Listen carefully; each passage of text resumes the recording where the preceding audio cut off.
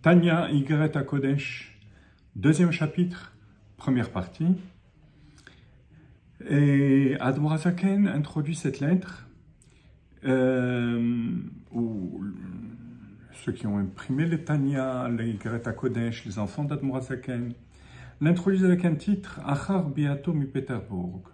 Après être revenu de Pétersbourg, où il avait été emprisonné avec des chefs d'accusation extrêmement graves, dont le fait de révéler la partie mystique de la Torah, de subventionner le gouvernement, l'empire turc qui était à l'époque ceux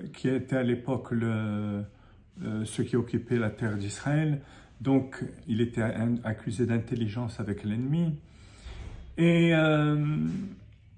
lors de cet emprisonnement, on raconte que le Baal Shem Tov et le Maggid de Mezrich sont venus lui rendre visite dans sa cellule.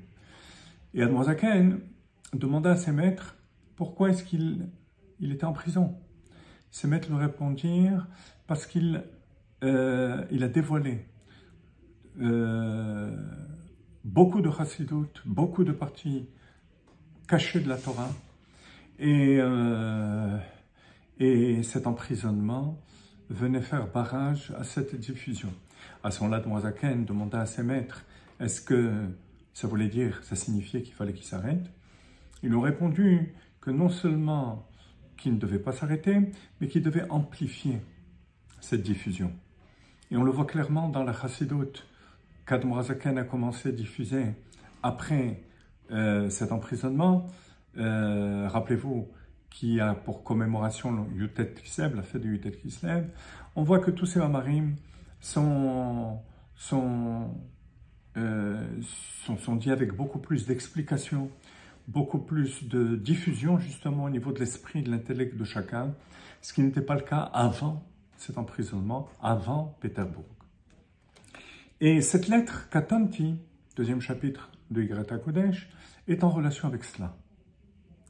Vous voyez, c'est pour ça qu'il dit, dans le texte, on voit Achar Beato mi Pétersbourg, et le chapitre 2, donc le numéro, est cité après. Ce n'est pas le cas dans toutes les lettres. Souvent dans les autres lettres, enfin dans le chapitre 26, 27, il met d'abord le numéro du chapitre, et ensuite l'explication, l'objet de la lettre.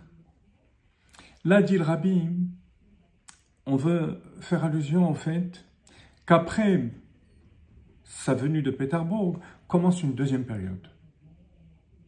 Ce qu'on appelle Gadlut Sheni, une deuxième forme de grandeur, parce que les profondeurs de la Chassidut, c'est Mochin de Gadlut, c'est un niveau supérieur d'intelligence. Et il y a cette forme de grandeur avant Pétersbourg, la première, et après Pétersbourg, la deuxième. C'est pour ça que le chiffre 2 est écrit après la phrase « après sa venue de Pétersbourg ». Et cette lettre cite un verset qui rapporte les paroles de Yaakov Avinu. Lorsque Yaakov revient de chez Lavan pour rentrer en Eretz Israël et affronter Esav. Et là, en traversant le Jourdain, il dit « Katonti mikol chassadim ou mikol chulu » Je suis petit, je me sens petit à cause de toutes les bontés que Dieu m'a faites. Comme le passouk dit, à ce moment-là, il a eu une sorte de peur, de crainte, à savoir que même si Dieu lui avait promis sa protection,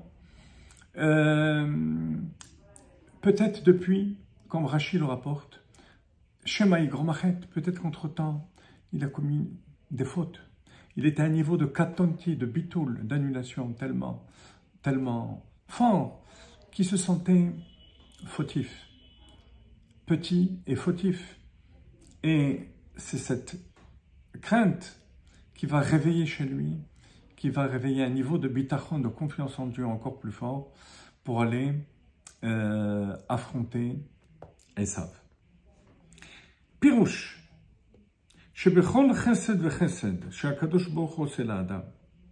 Ça veut dire que à chaque manifestation de la bonté d'Akadosh Baruch Hu, il faut réagir d'une manière très particulière. C'est l'objet de ce chapitre. Souvent, on ne sait pas comment réagir face à la bonté d'Akadosh Baruch Hu. Mais tout d'abord, sur le terme katonti, je suis petit, il y a deux explications. Il y a celle de Rashi, katonti, qui veut dire nitma'atu zchiyotai, mes mérites sont devenus petits. J'ai eu tellement de miracles d'Akadosh Baruch Hu que mon potentiel de mérite a baissé. Mikol hachasedim, à cause de toutes ces bontés que Dieu a fait envers moi. Donc automatiquement, mon capital a baissé. C'est pour ça que j'ai peur, malgré la promesse divine. Donc, katonti, d'après Rashi, c'est les mérites. Le Ramban dit que du point de vue grammatical, katonti, ce n'est pas les mérites, c'est Yaakov Avinu lui-même qui se sent petit. Katonti, il ne dit pas mes mérites sont petits, sont peu nombreux. Il dit je suis devenu petit. Et d'après le Ramban, Mikol HaChasadim, ça veut dire que les bontés de Dieu sont tellement infinies que moi je me sens tout petit. Là, Admor HaZaken va dire Pirouche. Il va faire une sorte de symbiose entre les deux Pirouchim, celle de Rashi, l'explication de Rashi, celle du Ramban. Il va dire שבכל חסד וחסד שהקדוש ברוך הוא עושה לאדם, צריך להיות שפל רוח במאוד. À chaque fois qu'un homme est gratifié de la bonté d'Akadosh Baruch Hu, il doit se sentir humble. Donc, vous voyez que katonti, qui veut dire humble, c'est comme le Ramban. C'est Yaakov Avinu qui se sent petit et humble. Mais de l'autre côté, Mikol HaChasadim, c'est comme Rashi a dit, à cause des bontés qui se sont produites avec Lavan et qui vont l'accompagner devant Esav. La réaction doit être une réaction d'humilité. Vous voyez, en général, l'être humain ne réagit pas de cette manière. Lorsqu'il gagne beaucoup d'argent, lorsqu'il a une réussite dans tel ou tel domaine, il se sent plus grand, il se sent supérieur aux autres, il se sent mérité, tout gonflé et fier de cette bonté d'Akadosh Baruch Hu. Admor HaZaken dit, ça doit être juste au contraire. Vous voyez, c'est un beau moussard, une bonne leçon de morale. Mais c'est que la Chassidut Chabad, c'est pas seulement moussard, mais c'est Chochma bin Hadat, expliquer. Pourquoi? Pourquoi la bonté d'Akadosh Baruch Hu doit provoquer chez l'homme un sentiment de petitesse et d'humilité? Qui chesed de roi imina. Parce que le chesed, c'est pas le service ou la réussite qu'on a eu, qu'Akadosh Baruch Hu nous a donné uniquement. Ça, c'est une vue limitée des choses. Le chesed, c'est Dieu qui tend sa main droite vers l'homme. Donc il s'approche de l'homme. Vimino techabkeni. Et la main droite de Dieu l'enlace. Le Rabbi explique qu'il s'agit là de deux niveaux de chesed.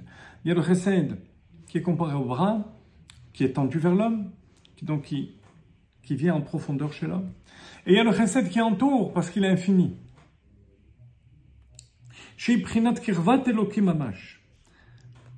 La personne doit sentir une proximité avec Akadosh Baruch Hu. Plus que jusqu'à présent. Or, plus on se sent proche de Dieu, et plus on doit se sentir tout petit, annulé, humble. Voilà la relation qu'il y a entre le chesed d'Akadosh Baruch Hu et le sentiment d'humilité qu'on doit avoir.